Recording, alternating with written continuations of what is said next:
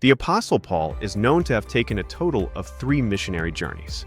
However, Paul never traveled alone. At the beginning of his ministry, he set out on his missionary journey together with Barnabas and Mark. About 10 years later, when he completed his 3rd missionary journey and began traveling again in order to visit Jerusalem, he was accompanied by 7 other believers. According to Acts chapter 20 verse 4, they were Sopater son of Pyrrhus from Berea, Aristarchus and Secundus from Thessalonica, Gaius from Derbe, Timothy, and Tychicus and Trophimus from the province of Asia.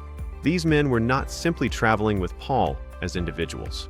Over the course of about 10 years of missionary work, Paul had preached the gospel in many regions, and as a result, communities of faith were established throughout Asia Minor and Europe.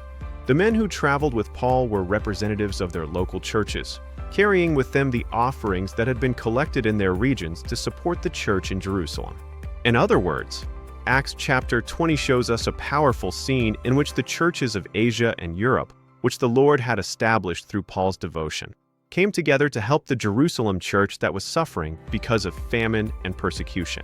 The Praise Night concert that will be held on January 18th is inspired by this beautiful biblical example of churches helping one another. In order to support Park United Church, which is sharing the gospel and the love of Christ in inner-city Detroit, Pineview Church in Ann Arbor is hosting this fundraising event together with its sending church, Risa Church. This concert will take place on Sunday, January 18th, 2026, at 3:30 in the afternoon.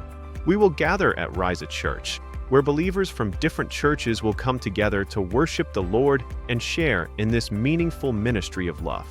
Through this event, we hope not only to raise financial support for Park United Church, but also to strengthen the unity of the body of Christ and to participate in God's work of compassion and restoration.